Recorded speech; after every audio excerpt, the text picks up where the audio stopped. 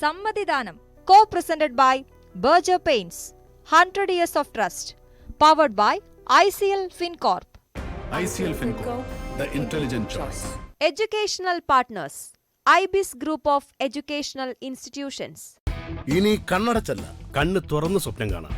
IBISലൂടെ Indian Institute of Commerce, Lakshya. Join Indian Institute of Commerce, Lakshya. 21ാം വയസ്സിൽ life is സെറ്റിൽ. നമസ്കാരം. Political grand finale സമ്മതിദാനത്തിലേക്ക് എല്ലാ പ്രേക്ഷകർക്കും സ്വാഗതം. രാജ്യം അതിന്റെ ഭാവി നിർണ്ണയിക്കുന്ന ലോക്സഭാ തെരഞ്ഞെടുപ്പിന്റെ ആദ്യഘട്ടത്തിൽ എത്തി നിൽക്കുന്നു. കേരളത്തിൽ വോട്ടെടുപ്പിന് വിരലിലെണ്ണാവുന്ന ദിവസങ്ങൾ മാത്രം ബാക്കി. രാഷ്ട്രീയ പാർട്ടികൾ അവർക്ക് പറയാനുള്ളതെല്ലാം പറഞ്ഞു. വാഗ്ദാനങ്ങളും അവകാശവാദങ്ങളുമായി അവർ കളം നിറഞ്ഞിരിക്കുന്നു. ഇനി നിർണയത്തിന്റെ ദിവസമാണ്. സമ്മതിദാനാവകാശം നിർണ്ണയിക്കാനുള്ള ജനങ്ങളുടെ തീരുമാനം നടപ്പിലാക്കേണ്ടുന്ന ദിവസങ്ങളാണ്. ആരുടെ ഗ്യാരണ്ടിക്കാണ് വോട്ട്? സമ്മതിദാനം പരിശോധിക്കുന്നു. സ്വാഗതം.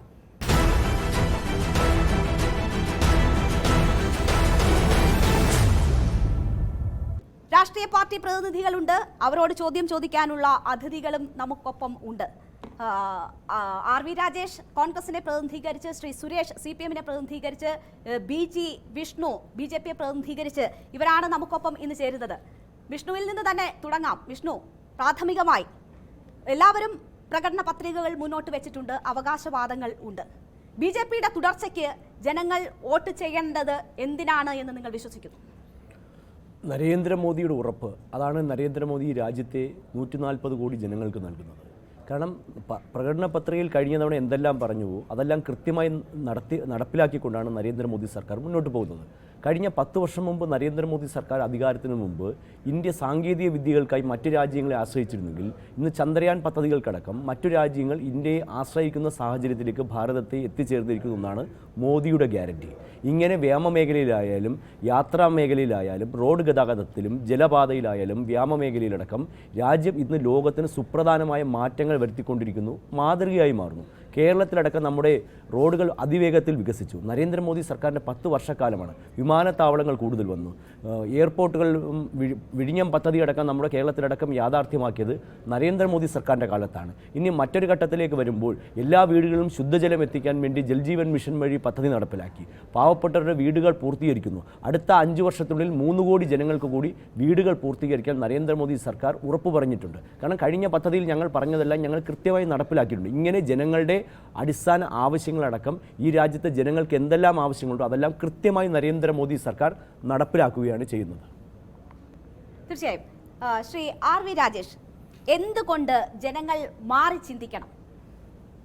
ജനങ്ങൾ തീർച്ചയായും ഈ തെരഞ്ഞെടുപ്പിൽ മാറി ചിന്തിക്കും എന്നുള്ള കാര്യത്തിൽ യാതൊരു സംശയമില്ല. രാജ്യത്തെ ഒരു ഭരണമാറ്റത്തിൻ്റെ വലിയ വികാരമാണ് എല്ലാ മേഖലകളിലും നമുക്ക് ദൃശ്യമാകാൻ കഴിയുന്നത്. ഇവിടെ ശ്രീ വിഷ്ണു പറഞ്ഞ ഒരു കാര്യം, കഴിഞ്ഞ 5 വർഷക്കാലം അല്ലെങ്കിൽ അതിന് മുമ്പുള്ള 5 വർഷക്കാലം ഈ രാജ്യത്ത് മാറ്റങ്ങൾ ഉണ്ടാക്കിയെന്നാണ് അവകാശപ്പെടുന്നത്. പക്ഷേ നമ്മൾ 2014 ശ്രീ നരേന്ദ്രമോദിയുടെ ഗവൺമെൻറ് അദ്ദേഹം അധികാരത്തിൽ വരുന്നതിന് മുമ്പ് കുറേ ഗ്യാരണ്ടികൾ നമ്മൾ തന്നിരുന്നു. ഒന്ന്, ഒരു വർഷം 2 ലക്ഷം പേർക്ക് തൊഴിൽ കൊടുക്കുക. അങ്ങനെയാണെങ്കിൽ 20 ലക്ഷം പേർക്ക് ഈ 10 വർഷക്കാലം കൊണ്ട് തൊഴിൽ ലഭിക്കുമായിരുന്നു. ഇല്ല എന്നുള്ളത് മാത്രമല്ല, 40 വർഷത്തെ ഏറ്റവും വലിയ തൊഴിലില്ലായ്മയാണ് ഈ രാജ്യം നേരിടുന്നത്. രാജ്യത്തെ IIT-യിൽ പഠിച്ചിറങ്ങിയ ചെറുപ്പക്കാരിൽ 35% പേർക്ക് പോലും പ്ലേസ്മെൻറ്റ് കിട്ടുന്നില്ല എന്നുള്ള ഏറ്റവും മിടുക്കരായ വിദ്യാർത്ഥികളാണ് IIT പഠിക്കുന്നത്. അപ്പോൾ IIT-യിൽ പഠിക്കുന്ന വിദ്യാർത്ഥികൾക്ക് പോലും ഈ പ്ലേസ്മെൻറ്റ് കിട്ടാതിരിക്കുമ്പോൾ രാജ്യത്തിൻ്റെ തൊഴിലില്ലായ്മ എത്രത്തോളം രൂക്ഷമാണ് എന്നുള്ള കാര്യം നമ്മൾ വിസ്മരിക്കാതെ പോകരുത്.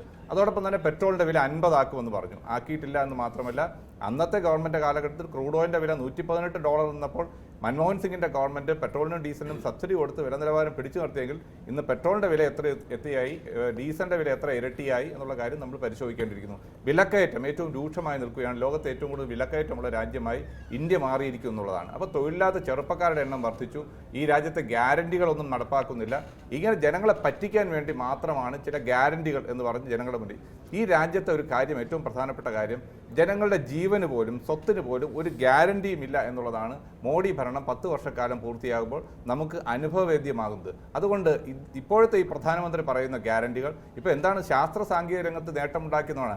ചന്ദ്രയാൻ അടക്കമുള്ളത് മൻമോഹൻ സിംഗിന്റെ ഗവൺമെന്റ് കാലഘട്ടത്തിൽ 2009 ആരംഭിച്ച പദ്ധതി അത് ഇന്ന് അതിന്റെ ഫൈനൽ ലെവലിലെത്തി എന്നുള്ളതല്ലാതെ ശാസ്ത്ര സാങ്കേതിക രംഗത്ത് നേട്ടമുണ്ടാക്കിയത് ഇൻസാറ്റ് ഓൺ A-B-C ഉപഗ്രഹങ്ങളടക്കം വിക്ഷേപിച്ചുകൊണ്ട് ഇന്ത്യയുടെ യശസ്, ഇന്ത്യ ആണവ ഊർജ്ജമാക്കി മാറ്റിയത്, ആണവ ശക്തിയായി മാറിയത്, ഇതൊക്കെ കോൺഗ്രസിന്റെ കാലഘട്ടത്തിലാണ് എന്നുള്ളത് ഈ രാജ്യത്തെ ജനങ്ങൾക്കറിയാം. അതുകൊണ്ട് രാജ്യം ഇന്നൊരു മാറ്റത്തിന് ആഗ്രഹിക്കുന്നു. ആ മാറ്റം ഇന്ന് നമുക്ക് വലിയ അനുഭവവേദ്യമാവുകയാണ്. ഈ തെരഞ്ഞെടുപ്പ് കഴിയുമ്പോൾ മോദി ഭരണത്തിന് അന്ത്യം കുറിക്കും എന്നുള്ളത് തന്നെയാണ് ഞങ്ങളുടെ ഉറച്ച വിശ്വാസം. ശരി, മാറ്റത്തിന് ജനങ്ങൾ ആഗ്രഹിക്കുന്നു എന്നതാണ്. ശ്രീ സുരേഷ്, സംസ്ഥാന സാഹചര്യത്തിലേക്ക് വരുമ്പോൾ ഇവിടെ സർക്കാർ, നിങ്ങളുടെ സർക്കാർ ഭരണത്തിലിരിക്കുന്നതാണ്. സ്വാഭാവികമായും ഭരണവിരുദ്ധ വികാരം ഉണ്ടാകുമോ എന്നത് ഒരു ചോദ്യമാണ്. മറ്റൊന്ന്, BJP ഇതര വോട്ടുകൾ രണ്ടുപേരും തുല്യമായി അവകാശവാദം ഉന്നയിക്കുന്നു. ദേശീയതലത്തിലുള്ള സാഹചര്യങ്ങൾ കൂടി താങ്കൾക്ക് സൂചിപ്പിക്കാം. അല്ല, ഇവിടെ സൂചിപ്പിക്കപ്പെട്ടത് ഏറ്റവും പ്രധാനമായും മോദിയുടെ ഗ്യാരണ്ടിയെ സംബന്ധിച്ചാണ്. മോദി ഗ്യാരണ്ടിയാണ് ഇന്നത്തെ ചർച്ചാ വിഷയം സമ്മതിദാനത്തിൽ. ഇവിടെ എനിക്ക് അതിനെ സംബന്ധിച്ച് സൂചിപ്പിക്കാനുള്ളത്, മോദിയുടെ ഗ്യാരണ്ടി 2004 പൊതു തെരഞ്ഞെടുപ്പിൽ, ലോക്സഭാ തെരഞ്ഞെടുപ്പിൽ BJP മുന്നോട്ട് വെച്ച മറ്റൊരു മുദ്രാവാക്യത്തിന് സമമാണ്. അത് ഇന്ത്യ ഷൈനിങ്, ഇന്ത്യ തിളങ്ങുന്നു എന്ന മുദ്രാവാക്യം അന്ന് BJP മുന്നോട്ട് വച്ചിരുന്നു. ആ തെരഞ്ഞെടുപ്പിൽ BJP വളരെയധികം പിറകിലോട്ട് പോയി പരാജയപ്പെടുകയാണ് ഉണ്ടായത്. പൊള്ളയായ ഇത്തരം വാഗ്ദാനങ്ങൾ, അതിൻ്റെ നിജസ്ഥിതി മനസ്സിലാക്കി ജനങ്ങൾ തള്ളിക്കളയുന്നത് ഇന്ത്യയുടെ ഒരു ശൈലിയാണ്. ഇവിടെ സൂചിപ്പിക്കപ്പെട്ട കാര്യങ്ങൾ ഞാൻ ആവർത്തിക്കുന്നില്ല. പ്രതിവർഷം 2 കോടി തൊഴിലവസരങ്ങൾ ഈ രാജ്യത്ത് സൃഷ്ടിക്കും എന്ന് പറഞ്ഞാണ് പ്രകടന പത്രികയിൽ ഉറപ്പ് നൽകിയാണ് ഈ ഗവൺമെൻറ് അധികാരത്തിൽ വന്നത്. മാത്രവുമല്ല, ഇന്ന് ഇന്ത്യയിലെമ്പാടും കർഷകരുടെ വലിയ സമരം നടക്കുകയാണ്. അന്ന് കർഷകർക്ക് നൽകിയ ഉറപ്പെന്ന് പറയുന്നത് കർഷകരുടെ വരുമാനം അത് ഇരട്ടിയാക്കി നൽകും എന്നുള്ളതാണ് പ്രകടന പത്രികയിലെ മറ്റൊരു ഉറപ്പ്. അതുപോലെ തന്നെ പഴയ ചില വാഗ്ദാനങ്ങളുണ്ട്. ഇന്ത്യയിൽ നിന്നും ലൂട്ട് ചെയ്ത് കൊണ്ടുപോയ കള്ളപ്പണം മടക്കിക്കൊണ്ടുവരുമെന്നും ഓരോരുത്തരുടെയും അക്കൗണ്ടിലേക്ക് അത് 15 ലക്ഷം രൂപയായി മടക്കി നൽകുമെന്നുള്ള വാഗ്ദാനം നൽകിയിരുന്നു. ഇത്തരം ഗ്യാരണ്ടികളൊന്നും തന്നെ പാലിക്കപ്പെട്ടിട്ടില്ല. ആ ഗ്യാരണ്ടികളുടെ സ്ഥാനത്താണ് ഇപ്പോൾ മോദി ഗ്യാരണ്ടി നൽകുന്നത്. മോദി ഗ്യാരണ്ടി വെറും പച്ച കള്ളമാണ്. അത് PR വർക്കിൻ്റെ സഹായത്തോടു കൂടി ഇന്ത്യയിലെ പാവപ്പെട്ട ജനങ്ങളെ പറ്റിക്കുന്നതിന് വേണ്ടി. ഈ പറ്റിപ്പ് ഒരു കാലത്തും സ്ഥായിയായി തുടരാൻ BJPക്ക് കഴിയുകയില്ല എന്നുള്ളതാണ് അനുഭവപാഠം. പിന്നെ രണ്ടാമത് പറഞ്ഞൊരു കാര്യം, ഉറപ്പ് ഒരു കാര്യത്തിലുണ്ട്. ഗ്യാരണ്ടി എന്ന് പറയുന്നത് ഒറ്റ കാര്യത്തിൽ മാത്രമാണ്. അത് മുസാഫർ നഗറിൽ, ഗുജറാത്തിൽ, മണിപ്പൂരിൽ മരിച്ചു വീണ പാവങ്ങൾ, വംശീയ ലഹളയിലൂടെ ആളുകളെ കൊന്നൊടുക്കുന്ന ഗ്യാരണ്ടിയാണ് ഇന്ത്യ മഹാരാജ്യത്ത് നടന്നുകൊണ്ടിരിക്കുന്നത്. ഇവിടെ സൂചിപ്പിക്കപ്പെട്ടത് കേരളത്തിലെ ഇടതുപക്ഷ ജനാധിപത്യ മുന്നണി സർക്കാരിനെ സംബന്ധിച്ചാണ്. സർക്കാർ വിരുദ്ധ വോട്ടുകൾ ഉണ്ടാകും എന്ന പ്രതീക്ഷയാണ്. ഒരിക്കലും അങ്ങനെ പ്രതീക്ഷ വച്ചു പുലർത്തേണ്ടുന്ന കാര്യമില്ല. കേരളത്തിൽ ഇടതുപക്ഷ ജനാധിപത്യ മുന്നണി ഗവൺമെൻറ് നിഷ്പക്ഷമായി ചിന്തിക്കുന്ന ഏതൊരാൾക്കും മനസ്സിലാക്കാൻ വേണ്ടി സാധിക്കും. അത് സർക്കാർ സ്കൂളുകളായിക്കൊള്ളട്ടെ, സർക്കാർ ആശുപത്രികളായിക്കൊള്ളട്ടെ, ജനങ്ങളെ സർക്കാർ സേവിക്കുന്ന കാര്യങ്ങൾ, ക്ഷേമ പെൻഷൻ അടക്കമുള്ള കാര്യങ്ങളായിക്കൊള്ളട്ടെ, കേന്ദ്ര ഗവൺമെൻറ് സാമ്പത്തികമായി വരിഞ്ഞു മുറുക്കിയിട്ടും ആ വരിഞ്ഞു മുറുക്കലിൽ നിന്നും അതിൻ്റെ പിടിയിൽ നിന്നും കുതറി മാറി കേരളത്തിലെ ജനങ്ങളെ ഈ പറയുന്ന സേവന മേഖലകളിൽ സഹായിക്കുന്ന എല്ലാ നിലപാടും സ്വീകരിച്ചുകൊണ്ട് ഈ ഗവൺമെൻറ് മുന്നോട്ട് പോവുകയാണ്. അതുകൊണ്ട് കേരളത്തിലെ സർക്കാരിനെതിരായി വോട്ടുണ്ടാവും. ആ സർക്കാർ വിരുദ്ധ വോട്ടുകൾ സമാഹരിച്ച് ഇടതുപക്ഷ ജനാധിപത്യ മുന്നണിയെ പരാജയപ്പെടുത്താം എന്നത് വെറും വ്യാമോഹം മാത്രമാണ്. ശരി, എന്തായാലും 3 പേരും പ്രാഥമികമായി അവർക്ക് പറയാനുള്ള അവരുടെ അവകാശവാദങ്ങൾ മുന്നോട്ട് വെച്ചിരിക്കുകയാണ്. എന്തുകൊണ്ട് മാറി ചിന്തിക്കണം, എന്തുകൊണ്ട് തങ്ങളെ നിലനിർത്തണം, ഞങ്ങളുടെ സ്വാധീനം എത്ര എന്ന തരത്തിൽ അവർ കാര്യങ്ങൾ വിശദീകരിച്ചു കഴിഞ്ഞു. ഇനി സമ്മതിദാനം വിനിയോഗിക്കേണ്ടവരാണ് നമുക്കൊപ്പമുള്ളവർ. ഇതിനോടകം തന്നെ എല്ലാവരും തീരുമാനങ്ങളിലേക്ക് എത്തിയിട്ടുണ്ടാകും. ഇനി വലിയ മാറ്റം വരുത്തുന്ന, അല്ലെങ്കിൽ അവരുടെ തീരുമാനങ്ങളിൽ മാറ്റം വരുത്തുന്ന എന്തെങ്കിലും ഉണ്ടായിട്ടില്ലെങ്കിൽ ഇപ്പോൾ മനസ്സിൽ ആലോചിച്ച് ഉറപ്പിച്ചിരിക്കുന്നവർക്കായിരിക്കും അവർ വോട്ട് ചെയ്യുക എന്നതാണ് സാഹചര്യം. അപ്പോൾ ഈ മണിക്കൂറുകളിൽ നമ്മൾ അവരോട് ചോദിക്കുകയാണ്, അവർക്ക് ചോദിക്കാനുള്ളത് ചോദിക്കുകയാണ്. ഒരു തീരുമാനത്തിലേക്കൊക്കെ എത്തിയിട്ടുണ്ടാവില്ലേ? ആദ്യം ആരാ ചോദിക്കാനുള്ളത്? ആരോടാണ് ചോദ്യം? BJPയുടെ പ്രതിനിധിയായിട്ടുള്ള വിഷ്ണുവിനോടാണ് ചോദിക്കാനുള്ളത്. ചോദിച്ചോളൂ. ഇപ്പോൾ പ്രധാനമായിട്ട് ചോദിക്കാനുള്ള, ഇപ്പോൾ മോദിയുടെ ഗ്യാരണ്ടി എന്ന് പറഞ്ഞിട്ട് ഒരുപാട് കാര്യങ്ങൾ പറഞ്ഞിട്ടുണ്ട്. 2014 നരേന്ദ്രമോദി ഗവൺമെൻറ്, ഒന്നാം NDA ഗവൺമെൻറ് ആദ്യമായിട്ട് അധികാരത്തിൽ വരുന്ന സമയത്ത് തൊഴിൽ കൂട്ടും, അതായത് 2 ലക്ഷം തൊഴിലവസരങ്ങൾ ഓരോ വർഷവും എന്നുള്ള രീതിക്ക് കൃത്യമായി പറഞ്ഞിട്ടുണ്ട്. പക്ഷേ അതിന് കൃത്യമായ ഇടപെടൽ നടത്തിയിട്ടില്ല എന്നുള്ളത് ഒന്നാമത്തെ ഒരു പ്രശ്നമായിട്ട് ചൂണ്ടിക്കാണിക്കുകയാണ്. രണ്ടാമത് ചൂണ്ടിക്കാണിക്കാനുള്ളത്, ഈ രാജ്യത്ത് മാനവിക വികസന സൂചികയിലാവട്ടെ, അല്ലെങ്കിൽ ഹ്യൂമൻ ഹാപ്പിനെസ് ഇൻഡെക്സിലാവട്ടെ, അല്ലെങ്കിൽ പട്ടിണി സൂചികയിലാവട്ടെ ഈ രാജ്യം ഒരുപാട് പിന്നിലേക്ക് പോയിക്കൊണ്ടിരിക്കുകയാണ് കഴിഞ്ഞ 10 വർഷത്തിനിടയിൽ. ഈ രാജ്യം ഇതുവരെ കഴിഞ്ഞ ഈ ഒരു നൂറ്റാണ്ടിൽ കാണാത്ത രീതിയിലുള്ള വർഗീയ കലാപങ്ങൾക്ക് ഈ രാജ്യം സാക്ഷ്യം വഹിച്ചിട്ടുണ്ട്. മണിപ്പൂരിലും മുസാഫർ നഗറിലും ഗുജറാത്തിലും ഉൾപ്പെടെയുള്ള ഗോദ്രയിൽ ഉൾപ്പെടെയുള്ള വലിയ കലാപങ്ങൾ ഈ രാജ്യത്ത് നടന്നിട്ടുണ്ട്. ഗുരുതരമായ രീതിയിൽ ന്യൂനപക്ഷങ്ങൾ വേട്ടയാടപ്പെട്ടിട്ടുണ്ട്. കാശ്മീരിൽ 370 കാശ്മീരിന് പ്രത്യേക പദവി നൽകുന്ന 370 ആർട്ടിക്കിൾ 35 ഉൾപ്പെടെയുള്ളവ റദ്ദാക്കി അത്തരം പ്രശ്നങ്ങൾ ഈ രാജ്യം നേരിട്ടിട്ടുണ്ട്. അപ്പോൾ ഇതിനൊക്കെ കൃത്യമായി മറുപടി നൽകണമെന്നാണ് പറയാനുള്ളത്. തീർച്ചയായും ബി.ജി. വിഷ്ണു, ഇവിടെ ഏറ്റവും പ്രധാനപ്പെട്ട വിമർശനം നിങ്ങളുടെ പ്രകടന പത്രികയുമായി ബന്ധപ്പെട്ട് ഉയർന്നത് തൊഴിലില്ലായ്മ എന്ന രാജ്യം അഭിമുഖീകരിക്കുന്ന ഏറ്റവും വലിയ വിഷയത്തെ അഡ്രസ്സ് ചെയ്തിട്ടില്ല എന്നതുള്ളതാണ്. അതുതന്നെയാണ് ഇദ്ദേഹം ചൂണ്ടിക്കാട്ടിയത്. ഇല്ല, ഈ രാജ്യത്തെ തൊഴിലില്ലായ്മ പരിശോധിക്കാൻ വേണ്ടി രാജ്യത്ത് നിർണായകമായ ഇടപെടലുകളാണ് നരേന്ദ്രമോദി സർക്കാർ നടത്തുന്നത്. കാരണം നരേന്ദ്രമോദി സർക്കാർ അധികാരത്തിലെത്തിയ നാൾ മുതൽ ഈ രാജ്യത്തിൻ്റെ വ്യവസായ ഭൂപടത്തിൽ ഒരു ചരിത്രം തന്നെ കുറിക്കുകയായിരുന്നു. വിദേശ രാജ്യത്തുള്ള ഒട്ടനവധി കമ്പനികൾ സ്വകാര്യ മേഖലയിലൊക്കെ അടക്കം കടന്നു വന്നത് നരേന്ദ്രമോദി സർക്കാരിൻ്റെ കാലത്താണ്. അദ്ദേഹം ഗുജറാത്ത് മുഖ്യമന്ത്രി ആയിരിക്കുന്ന കാലഘട്ടത്തിലാണ് സിംഗൂരിലടക്കം CPMകാർ പാവങ്ങളെ കൊന്നു കൊലവിളിച്ചതും അവിടെ നിന്ന് ടാറ്റയടക്കമുള്ള കമ്പനികൾ ഗുജറാത്തിലേക്ക് വന്നതും. എല്ലാ കാലഘട്ടത്തിലും നരേന്ദ്രമോദി പ്രധാനമന്ത്രിയായിരുന്ന സാഹചര്യത്തിലും ഗുജറാത്ത് മുഖ്യമന്ത്രിയായിരുന്ന കാലഘട്ടത്തിലും വ്യവസായത്തിൻ്റെ ഹബ്ബാക്കി അദ്ദേഹത്തിൻ്റെ ഭരണ നേട്ടങ്ങൾ ഏറ്റവും പ്രധാനപ്പെട്ടത് തന്നെയാണ്. ഇന്ന് രാജ്യത്തെ ചെറുപ്പക്കാർക്കെല്ലാം നമ്മുടെ രാജ്യത്ത് ഒട്ടനവധി തൊഴിലവസരങ്ങൾ ലക്ഷക്കണക്കിന് പേർക്ക് പ്രതിവർഷം നൽകാൻ സ്വകാര്യ മേഖലയിലും പൊതുമേഖലയിലും നരേന്ദ്രമോദി സർക്കാരിന് കഴിഞ്ഞു. സർക്കാർ ഏറ്റവും കൂടുതൽ ശ്രദ്ധ കേന്ദ്രീകരിക്കുന്നതും ഈ മേഖലയിൽ തന്നെയാണ്. ഇനി 370 വകുപ്പിലേക്ക് വരുമ്പോൾ ഭാരതീയ ജനതാ പാർട്ടിയുടെ പ്രകടന പത്രികയിൽ വളരെ കൃത്യമായി തന്നെ ഞങ്ങൾ പറഞ്ഞിരുന്നു 370 വകുപ്പ് റദ്ദാക്കണം. അതിനുവേണ്ടി ഏതറ്റം വരെയും നരേന്ദ്രമോദി സർക്കാർ മുന്നോട്ട് പോകും എന്നുള്ളത്. രാജ്യത്തിന് 2 ഭരണഘടനയുടെ ആവശ്യമില്ല. ഒരു കാലഘട്ടത്തിൽ കാശ്മീരിന് പ്രത്യേക പതാക വര ഉണ്ടായിരുന്ന ഒരു സമയമുണ്ടായിരുന്നു. അപ്പോൾ ഞങ്ങളുടെ പ്രകടന പത്രികയിൽ പറഞ്ഞതുപോലെ ഞങ്ങൾക്ക് ഭൂരിപക്ഷം കിട്ടിയപ്പോൾ ഞങ്ങൾ കാശ്മീരിൻ്റെ പ്രത്യേക പദവി റദ്ദാക്കുകയും ഈ രാജ്യത്തെ കാശ്മീർ മുതൽ കന്യാകുമാരി വരെയുള്ള മുഴുവൻ ജനങ്ങളെയും തുല്യ പൗരന്മാരായി കണ്ടുകൊണ്ട് കാശ്മീരിൽ വികസനം എത്തിക്കാൻ കഴിഞ്ഞു. കാശ്മീരിൽ 370 വകുപ്പ് റദ്ദാക്കിയതിനു ശേഷം കാശ്മീരിൽ കലാപങ്ങൾ താരതമ്യേന വലിയ രീതിയിൽ തന്നെ കുറഞ്ഞിട്ടുണ്ട്. കലാപങ്ങൾ കൂടിയിട്ടില്ല. കോൺഗ്രസ് ഭരിക്കുന്ന നാളുകളിൽ മിക്കവാറും ദിവസങ്ങളിൽ ലാൽ ചൗക്കിൽ അടക്കം ഉയർന്നത് പാകിസ്ഥാന്റെ പതാകയായിരുന്നെങ്കിൽ ഇന്ന് അവിടെയെല്ലാം ഭാരതത്തിന്റെ ദേശീയ പതാകയാണ് ഉയർന്നത്. നിങ്ങളുടെ കോർ ഇഷ്യൂസിൽ അങ്ങനെ നിങ്ങൾ വാക്ക് പാലിച്ചു, പക്ഷേ തൊഴിൽ എന്ന വിഷയത്തിൽ നിങ്ങൾ വാക്ക് പാലിച്ചോ എന്നതാണ് ചോദ്യം. അല്ല, ഞങ്ങൾ പറഞ്ഞ പ്രകടന പത്രികയിൽ പറഞ്ഞ എല്ലാ വിഷയത്തിലും കൃത്യമായി വാക്ക് പാലിച്ചതുകൊണ്ടാണ് 2014 തിരഞ്ഞെടുക്കപ്പെട്ട നരേന്ദ്രമോദി സർക്കാർ വലിയ ഭൂരിപക്ഷത്തോടെ 2019 തിരഞ്ഞെടുക്കപ്പെട്ടത്. കോൺഗ്രസ് പറയുന്നു ഞങ്ങൾ തൊഴിൽ നൽകിയിട്ടില്ല, ഞങ്ങൾ രാജ്യത്തെ ന്യൂനപക്ഷങ്ങൾക്കെതിരാണ് എന്ന് പറയുമ്പോൾ എന്തുകൊണ്ട് പിന്നെ കോൺഗ്രസ് വീണ്ടും അധികാരത്തിലെത്തിയില്ല? എന്തുകൊണ്ട് രാഹുൽ ഗാന്ധി പരാജയപ്പെട്ടു? രാഹുൽ ഗാന്ധി എന്തേ ഉത്തർപ്രദേശിൽ പരാജയപ്പെട്ട സീറ്റിൽ വീണ്ടും ഒന്നും മത്സരിക്കാൻ പോലും ശ്രമിക്കാതെ വീണ്ടും അദ്ദേഹം വയനാട്ടിലേക്ക് വരുന്നു? കാരണം ഒരു മുസ്ലിം ലീഗിൻ്റെ സുരക്ഷിത മണ്ഡലം തേടിയാണ് രാഹുൽ ഗാന്ധി കേരളത്തിലെത്തിയത്. വടക്കേ ഇന്ത്യൻ സംസ്ഥാനങ്ങളിലെ കോൺഗ്രസിന്റെ ഒരു മണ്ഡലത്തിൽ പോലും രാഹുൽ ഗാന്ധിക്ക് മത്സരിക്കാനോ ജയിക്കാനോ കഴിയാത്ത രാഷ്ട്രീയ സാഹചര്യം ഈ രാജ്യത്തുണ്ടായി. അത് ഞങ്ങളുടെ വിജയം തന്നെയാണ്. അതുകൊണ്ട് തന്നെയാണ് ഇപ്പോഴും മുസ്ലിം ലീഗിന്റെ കൊടിക്കീഴിൽ വന്ന് രാഹുൽ ഗാന്ധി മത്സരിക്കുന്നത്. രാഹുൽ ഗാന്ധി മത്സരിക്കാൻ വയനാട്ടിലേക്ക് വന്നു എന്നത് തൊഴിലില്ലായ്മയെ അഡ്രസ്സ് ചെയ്യുന്നതിന് ന്യായീകരണമാകുന്നത് എങ്ങനെയെന്ന് മനസ്സിലാകുന്നില്ല. രാജ്യത്തെ ഏറ്റവും വലിയ വിഷയം ഇപ്പോഴും തൊഴിലില്ലായ്മയാണ്. നമ്മൾ ഏറ്റവും റീസെൻ്റായി നടന്ന CSDSന്റെ സർവേ ചൂണ്ടിക്കാട്ടുന്നതും ഏറ്റവും വലിയ വിഷയം, തെരഞ്ഞെടുപ്പിനെ നിർണ്ണയിക്കുന്ന വിഷയം തൊഴിലില്ലായ്മ എന്നതാണ് ചൂണ്ടിക്കാണിക്കുന്നത്. ഏറ്റവും കൂടുതൽ പേർ അഭിപ്രായപ്പെടുന്നത് അവിടെയാണ്. BJP ആ വിഷയത്തിൽ അവിടെ ഒന്നും ഇത്തവണ അവർക്ക് ഒരു വാഗ്ദാനവും നൽകാനില്ലാതെ മൗനം പാലിക്കുന്നത്. അല്ല, എല്ലാ വിഷയത്തിലും BJPക്ക് കൃത്യമായ മറുപടിയുണ്ട്.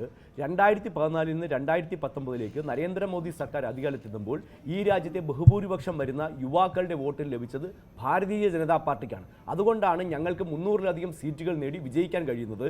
ഈ തെരഞ്ഞെടുപ്പിൻ്റെ റിസൾട്ട് വരുമ്പോൾ സംരക്ഷിക്കുന്ന നിലയിലേക്കുള്ളൊരു നിലപാട് BJPയുടെ ഗവൺമെൻറ് നരേന്ദ്രമോദി നൽകിയിട്ടുണ്ടെന്ന് പറയുമ്പോൾ ഈ രാജ്യത്തിനകത്തെ റെയിൽവേ ആണ് ഏറ്റവും വലിയ തൊഴിൽ ദാതാവെന്ന് പറയുന്നത്. അങ്ങനെയുള്ള ഒരു പൊതുമേഖലയെ പോലും ഒരു മടിയുമില്ലാതെ കോർപ്പറേറ്റുകൾക്ക് തീരെഴുതി കൊടുക്കുന്ന ഒരു നിലപാടാണ് ഈ നരേന്ദ്രമോദി ഗവൺമെൻറ് BJP ഗവൺമെൻറ് ഈ കഴിഞ്ഞ കാലയളവിൽ ഇവിടെ നടപ്പിലാക്കിയിട്ടുള്ളത്. അങ്ങനെ നോക്കുമ്പോൾ ഞങ്ങൾ യുവാക്കൾക്ക് വലിയ ആശങ്കയാണ്.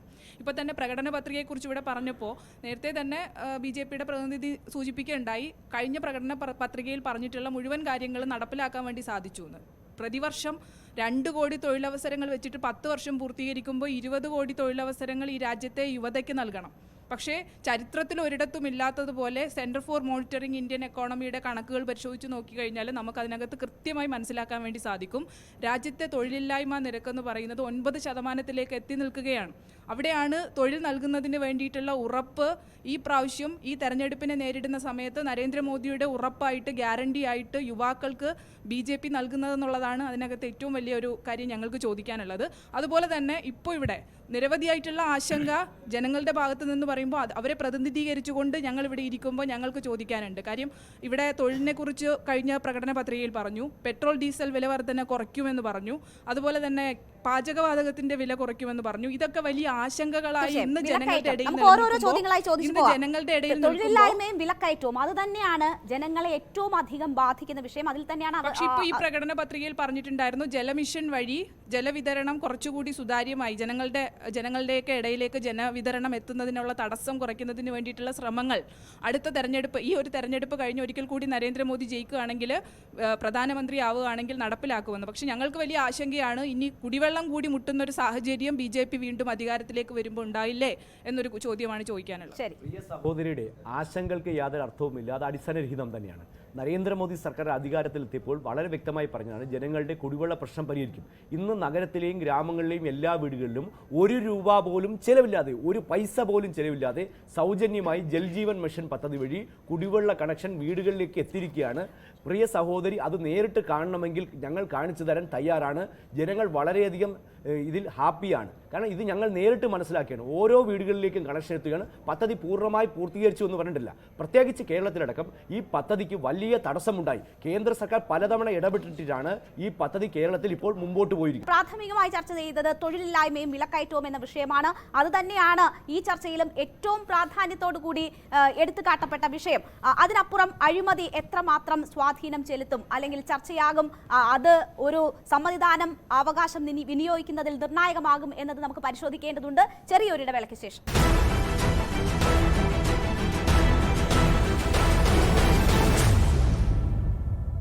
സമ്മതിദാനം co-presented by Berger Paints, 100 years of trust, powered by ICL FinCorp. ICL FinCorp, the intelligent choice. Educational partners, IBIS Group of Educational Institutions. ഇനി കണ്ണടച്ചല്ല, കണ്ണ് തുറന്ന് സ്വപ്നം കാണാം. IBISലൂടെ Indian Institute of Commerce, Lakshya. Join Indian Institute of Commerce, Lakshya. 21ാം വയസ്സിൽ life is സെറ്റിൽ. എന്നത്തേക്കാളും മറ്റേ കൂടിയിട്ടുള്ളൊരു സ്ഥലമാണ്.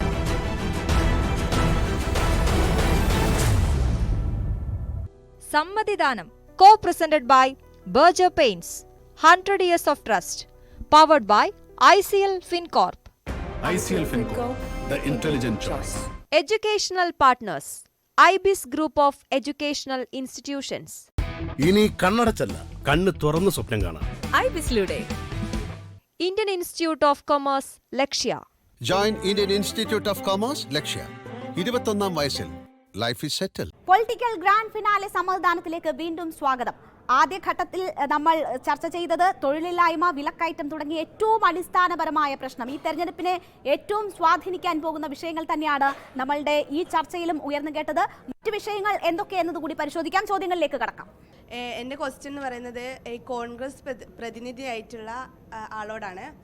ഇപ്പം കേരളത്തിൽ ലോക്സഭാ മണ്ഡലങ്ങളിൽ ഒരു 20 മണ്ഡലങ്ങളിൽ 17 മണ്ഡലങ്ങളിലും ഈ കോൺഗ്രസ് ആണ് പ്രഡിക്ഷൻ ലിസ്റ്റിൽ വിജയസാധ്യതയായിട്ട് കണക്കാക്കുന്നത്.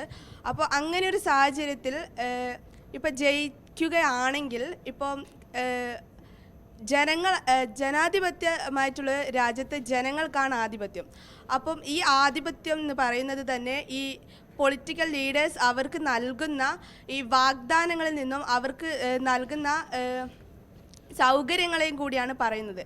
അപ്പോൾ നിങ്ങൾ ഈ നൽകുന്ന വാഗ്ദാനങ്ങൾ എത്രത്തോളം നിങ്ങൾ ജയിച്ചു കഴിഞ്ഞിട്ടുണ്ടെങ്കിൽ എല്ലാ മേഖലയിലും എത്രത്തോളം അത് എല്ലാ ജനങ്ങൾക്കും, അതായത് ദുരിതമനുഭവിക്കുന്ന ഒട്ടനവധി ജനങ്ങളുണ്ട് ഇപ്പോൾ കേരളത്തിൽ, അവർക്കൊക്കെ ഈ ഫെസിലിറ്റീസ്, സൗകര്യങ്ങൾ, അതായത് ഒരു നല്ലൊരു ജീവിതം ജീവിക്കാനുള്ളൊരു സൗകര്യങ്ങൾ ഒരുക്കുമെന്ന് നിങ്ങൾക്ക്, അതായത് നിങ്ങളുടെ പാർട്ടി അങ്ങനെ ചെയ്യും. ശരി, വാഗ്ദാനങ്ങൾക്കപ്പുറം അത് പാലിക്കപ്പെടുമോ നടപ്പാക്കുമോ എന്നൊരു ചോദ്യമാണ് ആ കുട്ടി ഉയർത്തിയത്.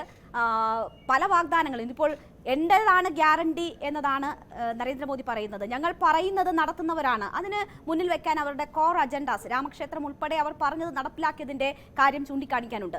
ഇപ്പോൾ ന്യായപത്രിക കുറേ അധികം കാര്യങ്ങൾ മുന്നോട്ട് വയ്ക്കുന്നു. അത് നടപ്പാക്കുമോ എന്ന ചോദ്യം ഉയരുന്നു. അല്ല, ഇപ്പൊ സാധാരണ ഇപ്പൊ ചെറുപ്പക്കാർക്കുള്ള ഒരു ആശങ്കയാണിത്. കാരണം ഇപ്പോഴത്തെ വാഗ്ദാനങ്ങൾ അത് നടപ്പാക്കാനുള്ളതല്ല എന്നുള്ളതാണ് BJPയുടെ ഒരു പരിപ്രേക്ഷ്യം എന്ന് പറയുന്നത്. കഴിഞ്ഞ ഞാനിപ്പോൾ പറഞ്ഞതുപോലെ പെട്രോളിന്റെ വില 50 ആക്കുമെന്ന് പറഞ്ഞ് നടപ്പാക്കിയില്ല, അതിനെ ഇരട്ടിയാക്കി. അതോടൊപ്പം തന്നെ ഗ്യാസിന്റെ വില 412 രൂപയായിരുന്നു കോൺഗ്രസ് ഭരിക്കുമ്പോൾ UPA ഭരിച്ച കാലഘട്ടത്തിൽ. അതിപ്പോൾ ഇരട്ടിയിലധികമായി. അപ്പോൾ ഇങ്ങനെ വരുമ്പോൾ ഈ പറഞ്ഞ കാര്യങ്ങൾ തൊഴിൽ കൊടുക്കുമെന്ന് പറഞ്ഞ് കൊടുക്കാതിരിക്കുക. അപ്പം ഈ വാഗ്ദാനങ്ങളൊരു വിശ്വാസമില്ലായ്മ ചെറുപ്പക്കാർക്ക്, ഇന്ത്യയിലെ ജനങ്ങൾക്ക് ഉണ്ടായിരിക്കുന്ന ഒരു സാഹചര്യമുണ്ട്. പക്ഷേ ഞങ്ങളുടെ ഒരു കാലഘട്ടത്തിൽ ഞങ്ങൾ ആലോചിച്ച് നോക്കി, ഇന്ത്യ 47 ഇന്ത്യയെക്കുറിച്ച് നമ്മൾ ചരിത്രത്തിൽ പഠിച്ചിട്ടുണ്ട്, അല്ലെങ്കിൽ ഇന്നത്തെ തലമുറയ്ക്ക് നമുക്ക് അനുഭവിച്ചിട്ടില്ല. പട്ടിണി കിടന്ന ഒരു രാജ്യത്ത് നിന്ന് ഇന്ന് കാണുന്ന രീതിയിലേക്ക് ഇന്ത്യയെ ഭക്ഷ്യ സ്വയം പര്യാപ്തയിൽ എത്തിച്ചുകൊണ്ട്, ഇന്ത്യക്കാരുടെ ജീവിത നിലവാരം ഉയർത്തിക്കൊണ്ട്, ഈ രാജ്യത്തെ വിജ്ഞാന സാങ്കേതിക വിദ്യയിൽ ലോകത്തെ ഏറ്റവും വലിയ രാഷ്ട്രമാക്കി മാറ്റിക്കൊണ്ട്, ഇന്ത്യ വലിയ സാമ്പത്തിക ശക്തിയാക്കി മാറ്റിക്കൊണ്ട്, അങ്ങനെ ഇന്ന് കാണുന്ന ഒരു ഇന്ത്യയാക്കി ഇന്നത്തെ ഇന്ത്യയെ മാറ്റിയെടുത്തതിൽ കോൺഗ്രസിനുള്ള പങ്ക് അന്നത്തെ ഭരണാധികാരികൾക്കുണ്ട്.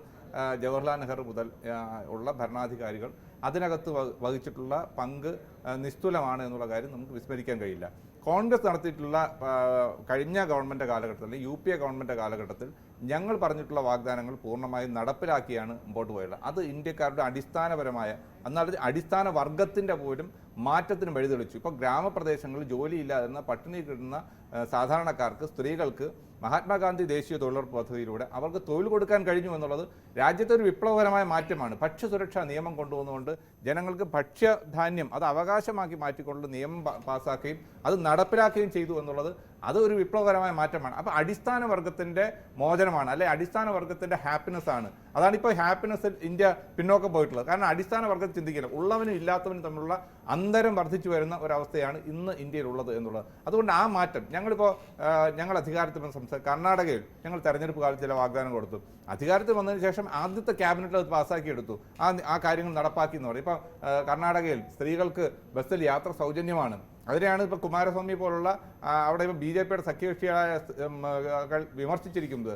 സ്ത്രീകൾക്ക് സൗജന്യ യാത്ര കൊടുത്തുള്ള സ്ത്രീകളൊക്കെ മോശക്കാരായി പോയി എന്നുള്ള വളരെ സ്ത്രീവിരുദ്ധമായ പരാമർശമാണ് BJPയുടെ സഖ്യകക്ഷികൾ അവിടെ ഉന്നയിച്ചിരിക്കുന്നത്. അപ്പോൾ സ്ത്രീകൾക്ക് ആനുകൂല്യം കൊടുക്കുകയും ആ കാര്യങ്ങൾ നടപ്പാക്കുകയും ചെയ്തു. ഇപ്പോൾ ഇന്ന് ഞങ്ങൾ പറയുന്നു, ഈ പാവപ്പെട്ട സ്ത്രീകൾക്ക് 1 ലക്ഷം രൂപ അവരുടെ അക്കൗണ്ടിലേക്ക് കൊടുക്കുമെന്നുള്ളതാണ്. അവരുടെ അക്കൗണ്ടിലേക്ക് പ്രതിവർഷം 1 ലക്ഷം രൂപ കൊടുക്കുമെന്ന് പറയാം. അത് ഞങ്ങൾ നടപ്പാക്കുക തന്നെ ചെയ്യും. 50% സ്ത്രീകൾക്ക് സർക്കാർ ജോലികൾ സംവരണം ഉറപ്പാക്കുമെന്ന് ഞങ്ങൾ പറയുന്നു. അത് ഞങ്ങൾ അധികാരത്തിൽ വന്നാൽ ചെയ്യും. ഇത് ഞങ്ങൾ ഇപ്പോൾ തെലങ്കാനയിൽ അധികാരത്തിൽ വന്നു, പറഞ്ഞ കാര്യങ്ങൾ ആദ്യത്തെ ക്യാബിനറ്റിൽ നടപ്പാക്കുകയാണ് ചെയ്യുന്നത്. അത് എല്ലാ സംസ്ഥാനം, ഛത്തീസ്ഗഡിൽ അധികാരത്തിൽ വന്നപ്പോൾ അതെല്ലാം ഈ ഗ്യാരണ്ടികൾ നടപ്പാക്കാനുള്ളതാണെന്നും, അത് മുമ്പ് ശ്രീധരൻപിള്ള പറഞ്ഞ പോലെ ഇതൊക്കെ തമാശയാണ്. അദ്ദേഹം BJPയുടെ സംസ്ഥാന പ്രസിഡന്റാണ്. പെട്രോൾ 50 രൂപ കൊടുക്കുമെന്ന് പറഞ്ഞല്ലോ, നിങ്ങൾ എന്തുകൊണ്ട് കൊടുക്കില്ല എന്ന് ചോദിച്ചാൽ അതൊക്കെ തെരഞ്ഞെടുപ്പ് കാലത്ത് BJPയുടെ നയവും തമ്മിൽ വ്യത്യാസമുണ്ട്. ഈ സ്ത്രീകളുമായി ബന്ധപ്പെട്ടുള്ള വിഷയത്തിൽ വനിതാ സംവരണ ബിൽ പ്രധാനപ്പെട്ട ഒരു ചർച്ചയാണല്ലോ. വനിതാ സംവരണ ബിൽ പാർലമെന്റിൽ വരുമ്പോൾ അവിടെ ഈ തെരഞ്ഞെടുപ്പിൽ തന്നെ നടപ്പാക്കണമെന്ന് ആവശ്യപ്പെട്ടവരാണ് നിങ്ങൾ. പക്ഷേ കേരളത്തിൽ ഉൾപ്പെടെയുള്ള സാഹചര്യം എന്താണ്? സ്ത്രീകളെ എത്ര പേരെയാണ് നിങ്ങൾ മത്സരിപ്പിക്കുന്നത്? കഴിഞ്ഞ തവണത്തേക്കാൾ ഒരാൾ കുറവാണ്. അല്ലേ, അത് രണ്ട് പ്രാവശ്യം ആ ഒരു ഇനിഷ്യേറ്റീവ് എടുത്തത് പ്രത്യേകിച്ച് അന്നത്തെ കോൺഗ്രസ് അധ്യക്ഷ സോണിയാഗാന്ധിയുടെ ഇനിഷ്യേറ്റീവിൻ്റെ ഫലമായിട്ടാണ് പാർലമെന്റിൽ ഈ വനിതാ സംവരണ ബില്ല് അവതരിപ്പിച്ചത്. പക്ഷേ അന്ന് MP-മാർ ബഹിഷ്കരിക്കുകയും മറ്റ് പാർട്ടികൾ ബഹിഷ്കരിക്കുകയും ചെയ്തുകൊണ്ട് മാത്രമാണ് അത് പാസ്സാക്കി എടുക്കാൻ കഴിയുക. അതുകൊണ്ട് വനിതാ സംവരണ ബിൽ നടപ്പാക്കണം എന്ന് തന്നെയാണ് കോൺഗ്രസിൻ്റെ അഭിപ്രായം. അതിനുവേണ്ടി ആദ്യമായി ഇനിഷ്യേറ്റീവ് എടുത്തത് കോൺഗ്രസ് ആണ്. ആ കോൺഗ്രസിൻ്റെ ഗവൺമെൻറ്റാണ്, UPA ഗവൺമെൻറ്റാണ് എന്നുള്ള കാര്യം സംശയമില്ല. അങ്ങനെ ഒരു നിയമം പാസ്സാക്കി കഴിഞ്ഞാൽ നമ്മൾ അത് മാത്രമല്ലല്ലോ, സ്ത്രീകൾക്ക് ഉണ്ടായിട്ടും സ്ത്രീകളുടെ സംവരണം നിങ്ങൾ പാസ്സാക്കിയില്ല. അല്ല, അന്ന് ആ ബില്ല് കീറിയെറിഞ്ഞവരെ കെട്ടി വാരിപ്പുണുകയായിരുന്നു കോൺഗ്രസിന്റെ MP-മാർ. കാരണം നിങ്ങൾക്ക് നിങ്ങൾ സ്വീകരിക്കുന്ന നിലപാടുകൾ നിങ്ങൾക്ക് അതിനുള്ള നിലപാടില്ല. ഞങ്ങളാണ് പാസ്സാക്കിയത്. ഞങ്ങൾ ആ ബില്ല് അവതരിപ്പിക്കുകയും അത് പാസ്സാക്കി എടുക്കാൻ വേണ്ടി താല്പര്യമെടുക്കുകയും ചെയ്തപ്പോൾ പാർലമെന്റിനകത്ത് ബഹളം ഉണ്ടാക്കിയത് നിങ്ങളുടെ MP-മാർ. ഞങ്ങൾ അനുകൂലിച്ചവരാണ്. അല്ല, സ്ത്രീ സംവരണ വിഷയത്തിൽ ഞങ്ങൾക്ക് കൃത്യമായ നിലപാടുണ്ട്. ഞങ്ങൾ അനുകൂലിക്കുകയും ചെയ്തു. ഞങ്ങൾ അധികാരത്തിലിരുന്നപ്പോൾ ഞങ്ങൾ 33% സംവരണം നടപ്പിലാക്കിയല്ലോ. ഞങ്ങൾ പാസ്സാക്കിയല്ലോ, ബില്ല് പാസ്സാക്കിയല്ലോ. നിങ്ങൾ എന്താ പാസ്സാക്കാതിരുന്നത്? 10 വർഷം ഭരണം ഉണ്ടായിരുന്നു. നിങ്ങൾ പറഞ്ഞ കാര്യങ്ങൾ എന്തുകൊണ്ട് 10 കൊല്ലം ഈ രാജ്യം ഭരിച്ചപ്പോൾ ഈ സംവരണം നടപ്പാക്കാതെ നിങ്ങൾ ഒളിച്ചു കളിക്കുന്നു? നിങ്ങൾ 50 കൊല്ലം ഭരിച്ചിട്ട് എപ്പോഴാണ് നടപ്പിലാക്കിയത് സ്ത്രീകൾക്ക് വേണ്ടി? നിങ്ങൾ എപ്പോഴാണ് നടപ്പിലാക്കിയത്? പാർലമെന്റിൽ പഞ്ചായത്ത് രാജ് നഗരപാലിക നിയമം അവതരിപ്പിച്ച് നടപ്പാക്കിയത് രാജീവ് ഗാന്ധിയുടെ ഗവൺമെന്റാണ്. അത് ഇന്ത്യയുടെ താഴെത്തട്ടുള്ള സ്ത്രീകൾക്ക് അതൊരു വിപ്ലവകരമായ മാറ്റമാണ്. ഇപ്പം ശ്രീ സുരേഷ് ജില്ലാ പഞ്ചായത്തിന്റെ പ്രസിഡന്റാണ്. ആ ജില്ലാ പഞ്ചായത്ത് അടക്കം ഗ്രാമപഞ്ചായത്ത് അടക്കം എല്ലാ ലെവലിലും ലോക്കൽ ബോഡികൾ സ്ത്രീകൾക്ക് 33% സംവരണം കൊടുത്തുകൊണ്ട് രാജ്യത്ത് ഒരു ജനാധിപത്യ വിപ്ലവം, സ്ത്രീകളെ സമൂഹത്തിന്റെ മുഖ്യധാരയിലേക്ക് കൊണ്ടുവന്നത് കോൺഗ്രസ് ആണ്, രാജീവ് ഗാന്ധിയുടെ ഗവൺമെന്റ്. ഞാൻ ഒന്ന് ഇടപെടുകയാണ്. ഇവിടെ 2-3 സ്ത്രീകളുണ്ടല്ലോ, നമുക്ക് അവരോട് ചോദിക്കാം. ഈ തെരഞ്ഞെടുപ്പിൽ സ്ത്രീകളുടെ പ്രാതിനിധ്യത്തിൽ നിങ്ങൾ തൃപ്തരാണോ? ഒരിക്കലും അല്ല. ഒരു പാർട്ടിയിൽ കോൺഗ്രസ് തീരെ ആർക്കും കൊടുത്തിട്ടില്ല എന്ന് തന്നെ പറയാം. ശരി. ഇങ്ങനെ തെരഞ്ഞെടുപ്പ് സമയമാകുമ്പോൾ മാത്രം വാക്കുകളിലൂടെയും അല്ലെങ്കിൽ എവിടെയെങ്കിലും ചർച്ച ചെയ്യുമ്പോൾ ആ ചർച്ചയുടെ വേദികളിൽ മാത്രം സ്ത്രീ സംവരണത്തെക്കുറിച്ചും സ്ത്രീകൾക്ക് അവസരം കൊടുക്കുന്നതിനെക്കുറിച്ചും സംസാരിച്ചാൽ മാത്രം പോരാ. എന്താണ് കോൺഗ്രസിനകത്തുള്ള സ്ത്രീകളായിട്ടുള്ള പല പ്രവർത്തകരുടെയും അവസ്ഥ എന്നുള്ളത് പോലും നമ്മുടെ സോഷ്യൽ മീഡിയയിലൂടെ കോൺഗ്രസിന്റെ പ്രസിഡന്റ് സ്ഥാനത്തേക്ക് സ്ത്രീ സംവരണ ബില്ല്, വനിതാ സംവരണ ബില്ല് കൊണ്ടുവന്നു എന്ന് പറയുമ്പോൾ തന്നെ ആ വനിതകൾക്ക് സംവരണം ഉറപ്പാക്കുന്നതിന് വേണ്ടി നിങ്ങളുടെ സ്ഥാനാർത്ഥികളിൽ തന്നെ വനിതകളെ ഉൾപ്പെടുത്തണ്ടേ? അതിനുവേണ്ടിയിട്ടുള്ള നിലപാട് സ്വീകരിക്കണ്ടേ?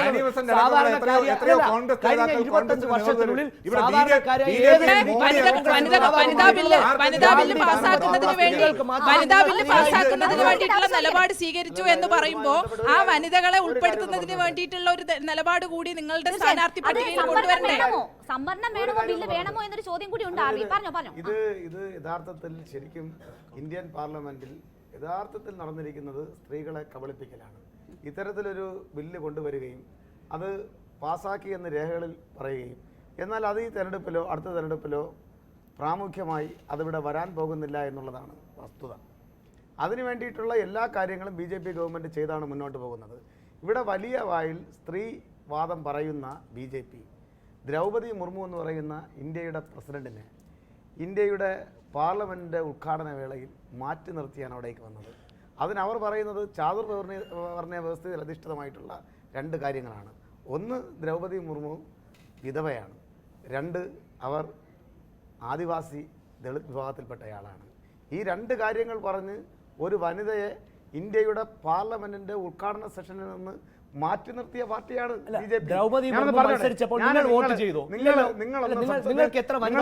സംസാരിക്കുമ്പോൾ ഞാൻ ഒരു ചർച്ചയുടെ സ്ത്രീ സംവരണ വിഷയത്തിൽ ഇടതുപക്ഷത്തിന് വ്യക്തമായ കാഴ്ചപ്പാടുണ്ട്. വളരെ തുടക്കം മുതൽ ആ പാർട്ടിയുടെ ഭരണഘടന, കമ്മ്യൂണിസ്റ്റ് പാർട്ടികളുടെ ഭരണഘടനയിലടക്കം സ്ത്രീ സംവരണത്തെ സംബന്ധിച്ചും സ്ത്രീകളെ സമൂഹത്തിന്റെ ഉന്നതമായ പദവികളിലേക്ക് ഉയർത്തിക്കൊണ്ടുവരുന്നതിനെ സംബന്ധിച്ചുമൊക്കെ വ്യക്തമായ കാഴ്ചപ്പാട് വച്ചു പുലർത്തിയിട്ടുള്ള പാർട്ടിയാണ്. ഒരു കാര്യം കൂടെ, ഇവിടെ എൻ്റെ പ്രിയപ്പെട്ട സുഹൃത്ത് ആർ.വി. രാജേഷ് ഒരു കാര്യം ഉന്നയിച്ചു. ഈ തൊഴിലുറപ്പിനെ സംബന്ധിച്ച് അദ്ദേഹം വല്ലാതെ വാചാലനായി. ഇടതുപക്ഷത്തിന് 60-ലധികം സീറ്റുണ്ടായിരുന്ന UPA സർക്കാരിൻ്റെ കാലത്ത് അന്ന് എത്ര ക്യാബിനറ്റ് മന്ത്രിമാരെ വേണമെങ്കിലും ഞങ്ങൾക്ക് തരാമെന്ന് പറഞ്ഞ് ഡൽഹിയിലെ AKG സെൻറ്ററിലേക്ക് കോൺഗ്രസിൻ്റെ നേതാക്കന്മാർ വന്നപ്പോൾ ഞങ്ങൾക്ക് മന്ത്രിസ്ഥാനമല്ല പ്രാധാന്യം, മറിച്ച് ഇന്ത്യയിലെ സാധാരണക്കാരായിട്ടുള്ള ജനങ്ങളുടെ ക്ഷേമത്തിനാണ് ഞങ്ങൾ പ്രാമുഖ്യം കൽപ്പിക്കുന്നതെന്ന് പറഞ്ഞുകൊണ്ട് ഞങ്ങളുടെ നിർദ്ദേശാനുസരണം തീരുമാനിക്കപ്പെട്ട പദ്ധതിയാണ് ദേശീയ ഗ്രാമീണ തൊഴിലുറപ്പ് പദ്ധതി. 2ാം UPA സർക്കാരിന് കോൺഗ്രസ് ഗവൺമെന്റ് നടപ്പാക്കിയ പദ്ധതികളൊക്കെ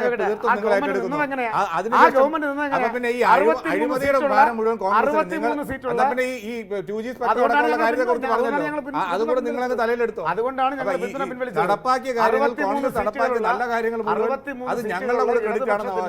പൂർണ്ണമായ പിന്തുണയിൽ നടപ്പിലാക്കിയ ജനക്ഷേമകരമായ പദ്ധതികളുടെ പൂർണ്ണമായിട്ടുള്ള അതിന്റെ പിതൃത്വം കോൺഗ്രസ് ഏറ്റെടുക്കുന്നത് തെറ്റാണ്. അത് ഇടതുപക്ഷത്തിന്റെ സന്തതിയാണ് എന്ന് നടപ്പാക്കിയെന്ന് നിങ്ങളോട് പറയായിരുന്നു നന്നായിരുന്നു. അല്ല, അങ്ങനെ ഞാൻ പറഞ്ഞു. ഞാൻ നിങ്ങൾ തമ്മിലുള്ള തർക്കത്തിനകത്ത് കോൺഗ്രസിന്റെ പ്രതിനിധിയോടാണ്. നിങ്ങൾ ഇവിടുന്ന് വിജയിച്ചു പോയി കഴിഞ്ഞാൽ നിങ്ങൾ കോൺഗ്രസിൽ നിങ്ങളുടെ സ്ഥാനാർത്ഥികൾ വിജയിച്ച കോൺഗ്രസിൽ തന്നെ ഉറച്ചു നിൽക്കുമെന്ന എന്ത് ഗ്യാരണ്ടിയാണ് നിങ്ങൾക്കുള്ളത്? ഇപ്പം നമ്മുടെ തിരുവനന്തപുരം പാർലമെൻറ്റിലെ സ്ഥാനാർത്ഥിയായിട്ടുള്ള ശശി തരൂർ കഴിഞ്ഞ കുറച്ച് ദിവസം മുമ്പ് ഒരു അഭിമുഖത്തിൽ പറഞ്ഞു. അഭിമുഖത്തിൽ ഒരു ചോദ്യം ചോദിച്ചായിരുന്നു, ആരാണ് ഏറ്റവും നല്ല ബെസ്റ്റ് പ്രൈം മിനിസ്റ്റർ കാൻഡിഡേറ്റ് എന്ന്. അപ്പോൾ ഒരു സംശയമില്ലാതെ പറയുകയാണ് നരേന്ദ്രമോദിജി എന്ന്. അപ്പോൾ ഈ ശശി തരൂർ നിങ്ങളുടെ ഒരു പ്രധാനപ്പെട്ട ഒരു സ്ഥാനാർത്ഥി പോലും പ്രൈം മിനിസ്റ്ററായിട്ട് യോഗ്യനായിട്ടുള്ള ആൾ നരേന്ദ്രമോദിയാണെന്ന് പറയുന്നു. നിങ്ങൾ സ്ഥാനാർത്ഥി ആരെങ്കിലും വിജയിക്കുകയാണെങ്കിൽ ഏത് രാജ്യത്തുകൊണ്ട് എവിടെയാണ് പൂട്ടിയിടുന്നതെന്നും കൂടെ ജനങ്ങൾക്ക് അറിയാനുള്ള ഒരു ആശങ്കയുണ്ട്. അല്ല, കോൺഗ്രസിൽ കേരളത്തിൽ ജയിച്ചു പോയ 19 എംപിമാരുണ്ട്. അവരൊക്കെ ഈ കോൺഗ്രസിൽ നിന്ന് ജയിച്ചു പോയവരെല്ലാം ഇന്നും കോൺഗ്രസ് തന്നെ നിൽക്കുന്നുണ്ട്. പിന്നെ ശശി തരൂരിൻ്റെ അടക്കം, ശശി തരൂരിനെ BJP കഴിഞ്ഞ എത്ര വർഷമായി അദ്ദേഹത്തെ വേട്ടയാടാൻ തുടങ്ങി. അദ്ദേഹത്തിനെതിരെ എത്ര കേസും, അദ്ദേഹത്തിൻ്റെ ഭാര്യയുടെ മരണവുമായി ബന്ധപ്പെട്ട് പോലും അത് അടിസ്ഥാനരഹിതമായ ആരോപണത്തിൻ്റെ പേരിൽ അദ്ദേഹത്തിനെ കേസെടുക്കാനും അദ്ദേഹത്തെ അറസ്റ്റ് ചെയ്യാനും ഒക്കെ നീക്കം നടന്നില്ലേ? അതിനെയൊക്കെ തരണം ചെയ്തുകൊണ്ട് ഈ BJP ഗവൺമെൻറ്റിനെ വെല്ലുവിളിച്ചുകൊണ്ട്, ഇന്ത്യയുടെ പ്രധാനമന്ത്രിയെ വെല്ലുവിളിച്ചുകൊണ്ട് പാർലമെൻറ്റിൽ അദ്ദേഹത്തിനെതിരെ അതിശക്തമായ ശബ്ദമുയർത്തിക്കൊണ്ട്, പാരഡോക്സിക്കൽ പ്രൈം മിനിസ്റ്റർ എന്ന് പറഞ്ഞ് പുസ്തകം എഴുതിക്കൊണ്ട്, അപ്പോൾ അത്ര ശക്തമായൊരു മതേതര നിലപാടെടുക്കുന്ന ശശി തരൂരിനെ പോലുള്ള കോൺഗ്രസിൻ്റെ MPമാരെ പോലും സംശയത്തിൻ്റെ ഉൾമുനയിൽ നിർത്തുക എന്നുള്ളതാണ് CPM-ന്റെ തന്ത്രം. പക്ഷേ നമ്മളിവിടെ പരിശോധിച്ച് നോക്കിയാൽ പ്രധാനമന്ത്രി രാഹുൽ ഗാന്ധിയെ പറയാൻ കഴിയാതെ അല്ല, അങ്ങനെ ഒരു ചോദ്യം ഉണ്ടായിട്ടില്ല, അങ്ങനെ ഒരു ചോദ്യമില്ല, അങ്ങനെ ഒരു ഉത്തരം ഉണ്ടായിട്ടില്ല.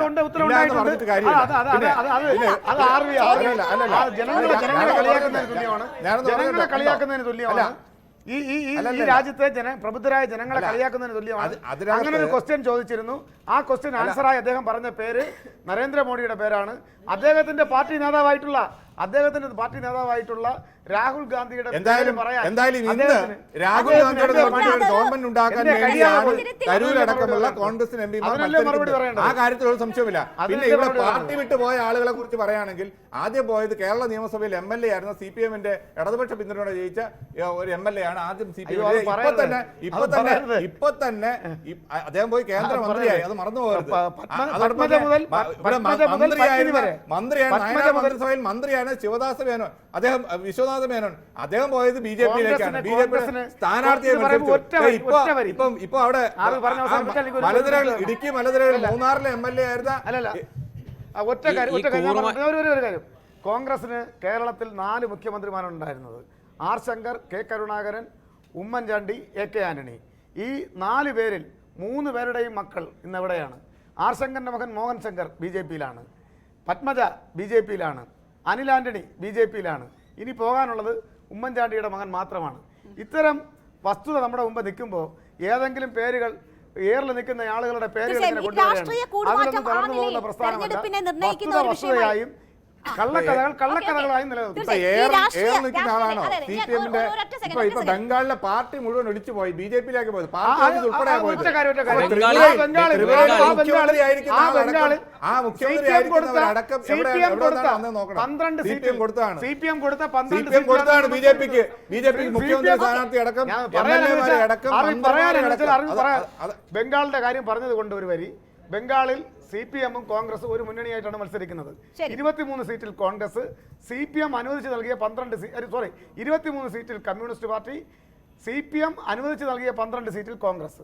അങ്ങനെ ഒലിച്ചു പോയെങ്കിൽ എന്റെ നിങ്ങൾ നാണം കെട്ട് ആ മുന്നണി നിങ്ങൾ അങ്ങനെ നിൽക്കുന്നു. അവിടെ നിങ്ങൾ മന്ത്രിഗ്രാമിലും കർഷകരെ കൊന്നൊടുക്കി അവിടെ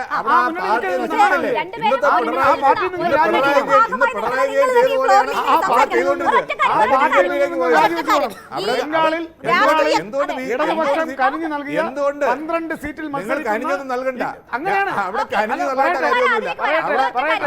ബംഗാളിൽ ഇടതുപക്ഷം ശക്തിയുള്ള പാർട്ടിയാണ് കോൺഗ്രസ്. അതുകൊണ്ടാണ് ഞങ്ങളെ തൃണമൂൽ കോൺഗ്രസ് നൽകിയ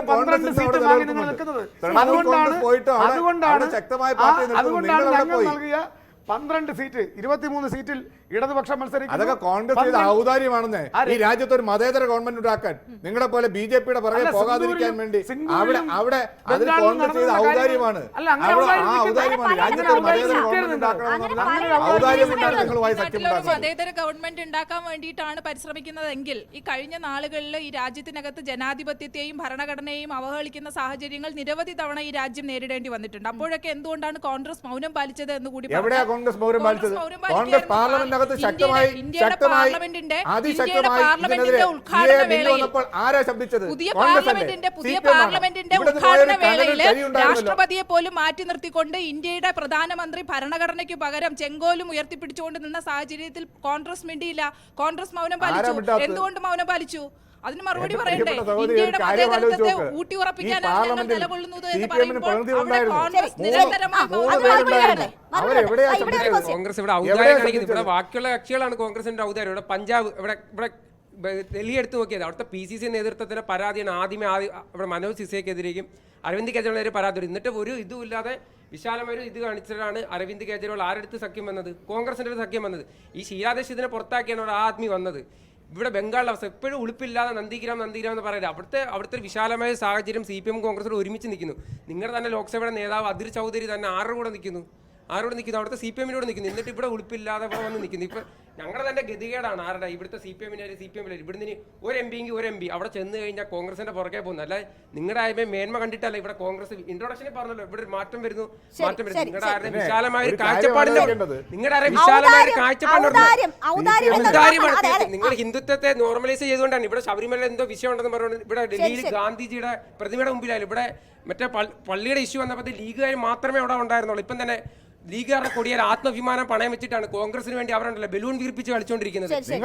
നിങ്ങൾക്ക് വേണ്ടി ഈ ലോകത്തുള്ള BJP വിരുദ്ധരായിട്ടുള്ള എല്ലാ രാഷ്ട്രീയ പാർട്ടികളും നിങ്ങൾക്ക് വേണ്ടിയാണ് ആത്മാഭിമാനം പണയം വെച്ച് നിൽക്കുന്നത്. അല്ല നിങ്ങൾ വേറെ ആരും പാർട്ടിയല്ല, നിങ്ങൾക്ക് വേണ്ടി ബാക്കിയുള്ള എല്ലാ പാർട്ടിക്കാരും ആയിക്കോട്ടെ. എത്ര സീറ്റ് മത്സരിച്ചാലും നിങ്ങൾക്ക് 40 സീറ്റേ ഉള്ളൂ. BJPക്കെതിരെ നേരിട്ട് മത്സരിച്ച് 40 സീറ്റ് കിട്ടിയതിൽ അതിൽ 18 സീറ്റ് എവിടുന്നാണ് കിട്ടിയത്? കേരളത്തിൽ നിന്നാണ് കിട്ടിയത്. നിങ്ങൾക്ക് എവിടുന്നാണ്? ബാക്കിയുള്ള പാർട്ടിക്കാരുടെ ഔദാര്യത്തിന്റെ പുറത്താണ് ഇവിടെ കോൺഗ്രസ് 2 അക്കം കണ്ടിട്ടുണ്ട്, 2 അക്കം കിട്ടിയിട്ടുള്ളത്. വോട്ട് ഷെയർ ആണെങ്കിൽ പോലും കേരളത്തിലും തെക്കൻ സംസ്ഥാനങ്ങളിൽ മാത്രം. ഒരു ഇടവേള അത്യാവശ്യമായിരിക്കുന്നു. ഔദാര്യം എന്ന ഒരു വാക്കാണ് ഈ പ്രകോപനത്തിന് കാരണമായിരിക്കുന്നത്. എന്തായാലും വലിയ വിട്ടുവീഴ്ചകൾ എല്ലാവരും ചെയ്താണ് ഇന്ത്യ മുന്നണി ഈ നിലയിലെങ്കിലും എത്തിയിരിക്കുന്നത് എന്നതാണ് സൂചിപ്പിക്കപ്പെടുന്നത്. നമുക്ക് ഒരു ഇടവേളയ്ക്ക് ശേഷം വളരെ പെട്ടെന്ന് തിരിച്ചെത്താം.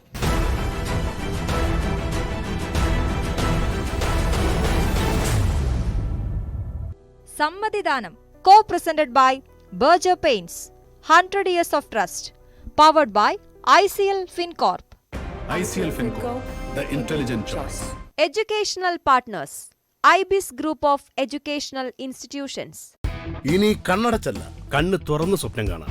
IBIS-ലൂടെ Indian Institute of Commerce, Lakshya. Join Indian Institute of Commerce Lakshya. 21ാം വയസ്സിൽ ലൈഫ് ഈസ് സെറ്റിൽ.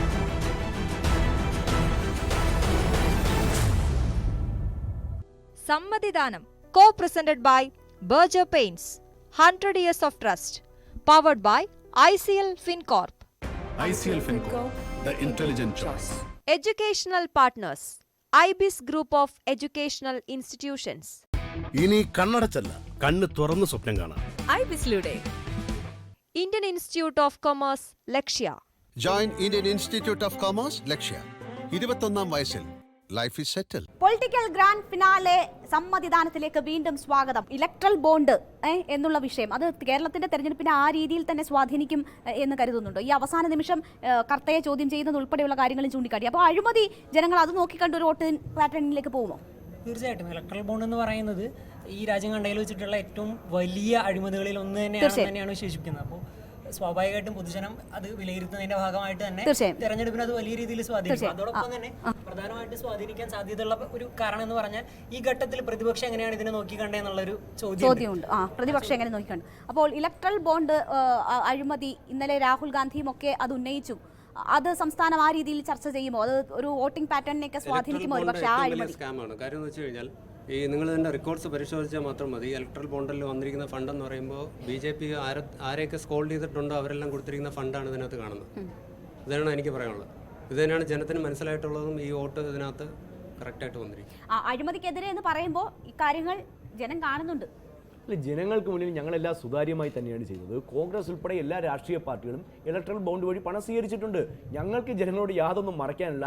ഈ രാജ്യത്തെ എല്ലാ വ്യവസായികളും BJPക്ക് ഭരണം നൽകുന്നുണ്ട്. BJPക്ക് മാത്രമല്ല, CPM-ന് ഇത്രയും 4000 കോടി രൂപയുടെ ആസ്തി എവിടുന്നാ വന്നത്? തൊഴിലാളികൾ കൊടുത്താണോ, അതോ ഓട്ടോക്കാർ കൊടുത്താണോ, അതോ ലോറി ഡ്രൈവർമാരും? അല്ല, ചാക്ക് രാധാകൃഷ്ണൻ അടക്കം, മലബാർ സിമന്റിൽ അടക്കം, കോറി മുതലാളിമാരടക്കം അവരെല്ലാം ഭയപ്പെടുത്തിയും വിജിലൻസിനെ ഉപയോഗിച്ച് ഭയപ്പെടുത്തിയും ഒക്കെ തന്നെയാണ്.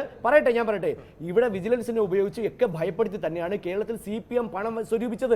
കേരളത്തിൽ ഒരു സംസ്ഥാനത്ത് മാത്രം നിൽക്കുന്ന പാർട്ടിയുടെ പണവും രാജ്യം മുഴുവനുള്ള പാർട്ടിയുടെ ഉള്ള പണവും തമ്മിൽ താരതമ്യം ചെയ്യൂ. ആവറേജ് നോക്കുമ്പോൾ CPM-നാണ് പണം കൂടുതൽ. CPM ഒരു സംസ്ഥാനത്ത് മാത്രമേ ഉള്ളൂ. എത്രയും പണം എങ്ങനെയാണ്? ഞാനൊരു 20,000 രൂപ കൂടുതൽ ഒരു പണം ഒരു പാർട്ടിക്ക് കൊടുത്താൽ എനിക്ക് അക്കൗണ്ട് വഴി മാത്രമേ ട്രാൻസ്ഫർ ചെയ്യാൻ പറ്റത്തുള്ളൂ. അത് ഇലക്ഷൻ കമ്മീഷൻ രേഖയായിട്ട് സമർപ്പിക്കണം. ഇലക്ട്രൽ ബോണ്ട് വഴി RTIയുടെ കീഴിലായിരുന്നു ഇത്രയും കാലം. SBIയോട് തന്നെ സുപ്രീം കോടതി എത്ര തവണ ചെവിക്ക് പിടിച്ചിട്ടാണ് അത് ഈ രേഖ വന്നത്. എന്നിട്ട് ഇത്രയും ബുദ്ധിമുട്ടുള്ള കാര്യമാണെന്ന് പറഞ്ഞിട്ട് ഈ നാട്ടിലെ ചെറുപ്പക്കാർ 2 ദിവസം അല്ലെങ്കിൽ 2 മണിക്കൂർ കൊണ്ടെടുത്ത് പുറത്തിട്ട് അങ്ങനെയാണ് അറിഞ്ഞത് എത്ര വലിയ അഴിമതിയാണ് ഇലക്ട്രൽ ബോണ്ടിന്റെ പുറത്തായത്. ഇലക്ട്രൽ ബോണ്ടുമായി ബന്ധപ്പെട്ട് നിയമമായിരുന്നു. ഇത്രയും കാലം എങ്ങനെയാണ് ഒരു കമ്പനിയുടെ ഇത്ര ശതമാനം പ്രോഫിറ്റ് കൊടുക്കാമെന്നുള്ള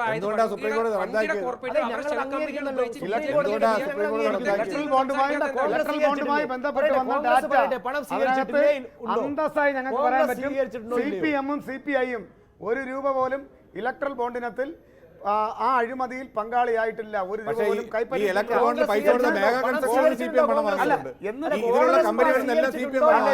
ആറുകയാണ് അത് കണ്ടത്. ആ പൈസ വാങ്ങിച്ചത് കണ്ടത് ആറുകയാണ്. എല്ലാ രേഖകളുണ്ടല്ലോ. CPM കൊടുത്ത കണക്കാണ്. CPM കൊടുത്ത കണക്കാണ്. ഇലക്ഷൻ കമ്മീഷൻ CPM കൊടുത്ത കണക്കിലാണ് മേഘ കൺസ്ട്രക്ഷൻ കണക്ക് ബഹുമാനപ്പെട്ട സുപ്രീം കോടതി മുമ്പാകെ 1368 കോടി രൂപ ഫ്യൂച്ചർ ഗെയിമിംഗ് ആൻഡ് കർണാടകയിലെ കോൺഗ്രസ് 25 കോടി സാന്ത്യാഗ മാർട്ടിൻ കൊടുത്തത് എങ്ങനെയാണ് അറിഞ്ഞത്? ഇലക്ഷൻ കമ്മീഷൻ കൊടുത്ത ഡേറ്റയിലാണോ അറിഞ്ഞത്? കോടതി വിധിയിലൂടെയാണ് അറിഞ്ഞത്. കോടതി വിധിയിലൂടെ CPM കിട്ടിയത് കോടതി വിധിയിലൂടെ അല്ല. CPM ഇലക്ഷൻ കമ്മീഷൻ കൊടുത്ത അതുവഴിയാണ് അറിഞ്ഞത്. അല്ലാതെ അതാണ് ശ്രദ്ധിക്കേണ്ടത്. ചിരട്ടാകരുത്. രണ്ട് വ്യത്യസ്തമുണ്ട്. ഇലക്ട്രൽ ബോണ്ട് വഴി സുപ്രീം കോടതി വിധിയുടെ കൂടി അറിഞ്ഞതും അല്ലാതെ രണ്ടും രണ്ടാണ്. അത് തെറ്റാണെങ്കിൽ ഇതും തെറ്റല്ലേ? എങ്ങനെയാണത് എന്താ തെറ്റല്ലേ? തീർച്ചയായും. എന്തായാലും ഇലക്ട്രൽ ബോണ്ട് ഉൾപ്പെടെയുള്ള വിഷയങ്ങൾ ഇവിടെ അഴിമതിക്കാരെ അകത്താക്കുമെന്ന് പറഞ്ഞാണ് നരേന്ദ്രമോദി കേരളത്തിൽ വന്ന് സംസാരിക്കുന്നത്. അവിടെ ഈ അഴിമതി ഇലക്ട്രൽ ബോണ്ട് ഉൾപ്പെടെയുള്ള വിഷയങ്ങൾ എങ്ങനെ എന്നത് മനസ്സിലാക്കുന്ന ജനങ്ങളാണ് ശ്രീ വിഷ്ണു. അതിനകത്ത് ഒരു കാര്യം കൂടെ ഉണ്ട്. മേഘ എഞ്ചിനീയറിംഗ് ആൻഡ് ഇൻഫ്രാസ്ട്രക്ചർ എന്നൊരു കമ്പനി, ആ കമ്പനി BJPക്ക് ഏകദേശം 850 കോടി രൂപയോളം കൊടുത്തിട്ടുണ്ട്. ആ കമ്പനി അത് കൊടുക്കുമ്പോൾ ആദ്യം ആ കമ്പനി കരിമ്പട്ടികയിലായിരുന്നു. തൊട്ടടുത്ത ദിവസം തന്നെ 14,400 കോടി രൂപയുടെ താനെ ബോറാവലി ഇരട്ട തുരങ്കപാത നിർമ്മിക്കുന്നതിനുള്ള അനുമതി അവർക്ക് കൊടുക്കുകയാണ്. ഇത്രയും പച്ചയായ അഴിമതി ഒരുപക്ഷെ ഈ ലോകത്തിന്റെ ചരിത്രത്തിൽ തന്നെ ഒരു രാജ്യത്ത് നടക്കാത്ത ഇത്രയും പച്ചയായ അഴിമതി നടത്തിയിട്ട് ഇത് ഞങ്ങൾ നിയമപരമായി വാങ്ങിയതാണ്. ജനങ്ങളെ പറ്റിക്കുന്ന ഗ്യാരണ്ടിയാണിത്. അതാണ് ഞങ്ങൾ സൂചിപ്പിച്ചത്. ജനങ്ങളെ പറ്റിക്കുന്ന ഗ്യാരണ്ടിയാണ് എന്നതിനൊപ്പം ഈ രീതിയിലുള്ള അഴിമതികൾ കൂടി ജനങ്ങൾ കാണുന്നുണ്ട്. വിഷ്ണു, അല്ല, ഞങ്ങൾ ഈ രാജ്യത്ത് അഴിമതിക്കാരെ പുറത്താക്കിയാണ് അധികാരത്തിൽ വന്നത്. അഴിമതിക്കാരും പാവപ്പെട്ടവരെയും ജനങ്ങളെയും പറ്റിക്കുന്നത് കേരളത്തിലെ CPM-ന്റെയും കോൺഗ്രസിന്റെയും നേതാക്കന്മാരാണ്. മുഖ്യമന്ത്രിയും മകളും അടക്കം അകത്താവാൻ പോവുകയാണ്. അവരുമായി ബന്ധപ്പെട്ട് മാസപ്പടി കോടികൾ വാങ്ങിയല്ലോ. എന്തടിസ്ഥാനത്തിലാണ് മുഖ്യമന്ത്രിയുടെ മകൾ അന്വേഷിക്കുന്നുണ്ടല്ലോ? നിങ്ങളുടെ നേതാക്കൾ ജയിലിൽ പോയത്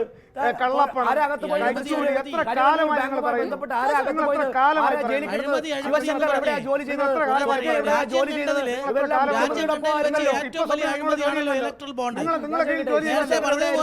ശിവശങ്കർ എവിടെയായിരുന്നു? മുഖ്യമന്ത്രിയുടെ പേഴ്സണൽ സെക്രട്ടറി ആയിരുന്ന ശിവശങ്കർ മുഖ്യമന്ത്രി അറസ്റ്റ് ചെയ്യാത്ത ഈ അഴിമതി നടത്തിയ പിണറായി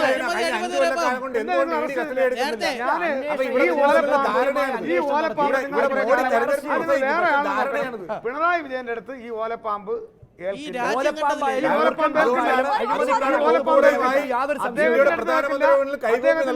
എടുത്ത് കേൾക്കില്ല. നിങ്ങൾക്ക് ഇതുപോലത്തെ ഫ്ലോറുകൾ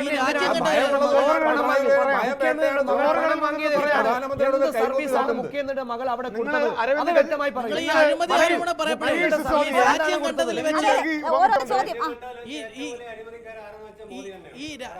ഈ രാജ്യഘട്ടത്തിൽ വെച്ച് ഏറ്റവും വലിയ അഴിമതിയാണ് ഇലക്ട്രൽ ബോണ്ടെന്ന് രേഖാമൂലം തെളിയിച്ചു. നിങ്ങൾ ഈ BJP ആയാലും കോൺഗ്രസിന്റെ പറയാലും കുറെ കാലമായിട്ട് കുറെ ഈ പ്രതിടക്ക് മുഖ്യമന്ത്രിയെ അവരെ കുടുംബത്തെ ആക്രമിക്കാൻ വേണ്ടി പലതരത്തിലുള്ള ആരോപണങ്ങൾ ഉന്നയിച്ചു. കഴിഞ്ഞ തെരഞ്ഞെടുപ്പ് സമയത്ത് വലിയ രീതിയിൽ മുഖ്യമന്ത്രിയുടെ കുടുംബത്തെയും വ്യക്തിപരമായൊക്കെ ആക്ഷേപിച്ചു. അത് ജനം പുല്ലുപോലെ എടുത്ത് എറിഞ്ഞില്ലേ? ഏതെങ്കിലും രീതിയിൽ നിങ്ങൾക്ക് തെളിവുകൾ നിരത്തിക്കൊണ്ട് ഏതെങ്കിലും അടിസ്ഥാനത്തിൽ നിങ്ങൾക്ക് നിരത്താൻ കഴിഞ്ഞു? എല്ലാ വായുവിലും കാറ്റിൽ പറത്തുന്ന കുറെ ആരോപണങ്ങളല്ലാതെ ഏതെങ്കിലും തരത്തിലുള്ള ഈ ഇലക്ട്രൽ ബോണ്ട് എന്ന് പറയുന്ന ആരോപണം തന്നെ നിങ്ങൾ മനസ്സിലാക്കുക. വസ്തുനിഷ്ഠമായിട്ടാണ് CPM ഓരോ വിഷയങ്ങളും അവതരിപ്പിക്കുമ്പോൾ വസ്തുനിഷ്ഠമായിട്ടാണ് അവതരിപ്പിക്കുന്നത്. ഏതെങ്കിലും തരത്തിൽ നിങ്ങൾ ഒരുപാട് നാളായി നേരത്തെ ശശി തരൂരിനെ വേട്ടയാടുന്നത് പറഞ്ഞു. മുഖ്യമന്ത്രി അദ്ദേഹത്തിന്റെ കുടുംബത്തെ അദ്ദേഹത്തിന്റെ ഭാര്യയെ ഉൾപ്പെടെ മകളെ ഉൾപ്പെടെ ഏതൊക്കെ തരത്തിൽ ആരോപണങ്ങളാണ്, വേറെ ആരോപണങ്ങളല്ലേ അത്? എങ്കിൽ ഏതെങ്കിലും തരത്തിൽ അത് കണ്ടുപിടിക്കാൻ നിങ്ങൾക്ക് സാധിച്ചു?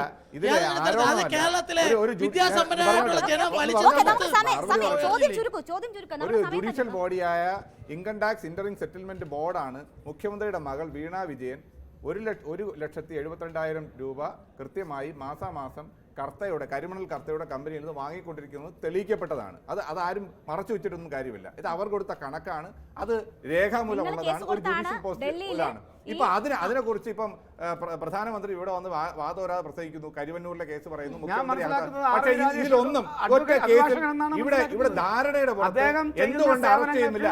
മുഖ്യമന്ത്രിയുടെ പ്രിൻസിപ്പൽ സെക്രട്ടറി ശിവശങ്കർ ജയിലിൽ കിടന്നു. ഈ ജയിലിൽ കിടന്ന മുഖ്യമന്ത്രിയിലേക്ക് ഡൽഹിയിൽ നടപടികൾ ഉണ്ടായത്. ഇവിടെ ഇപ്പോൾ ഈ തെരഞ്ഞെടുപ്പ് അടുക്കുമ്പോഴാണ് കേന്ദ്ര അന്വേഷണ ഏജൻസികൾ അത് തെരഞ്ഞെടുപ്പ് എടുക്കും മാത്രമുള്ള ഒരു ഗിമ്മിക്കാണ്. കോൺഗ്രസിനെ എതിർക്കുക, അതുകൊണ്ട് കോൺഗ്രസിനെ സീറ്റ് കുറയ്ക്കുക എന്നുള്ളത് BJP CPM ധാരണയുടെ പുറത്ത് പ്രധാനമന്ത്രി തന്നെ പറഞ്ഞു.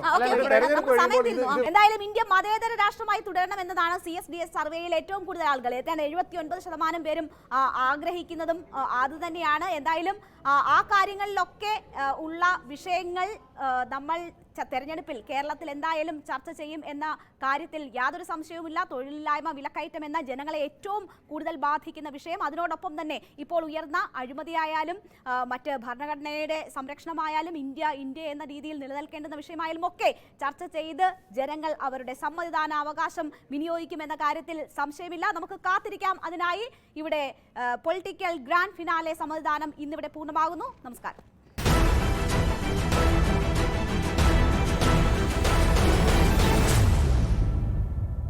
സമ്മതിദാനം co-presented by Berger Paints, 100 years of trust, powered by ICL FinCorp. ICL FinCorp, the intelligent choice. Educational partners, IBIS Group of Educational Institutions. ഇനി കണ്ണടച്ചല്ല, കണ്ണ് തുറന്ന് സ്വപ്നം കാണാം. IBISലൂടെ Indian Institute of Commerce, Lakshya. Join Indian Institute of Commerce, Lakshya. 21-ാം വയസ്സിൽ life is settle.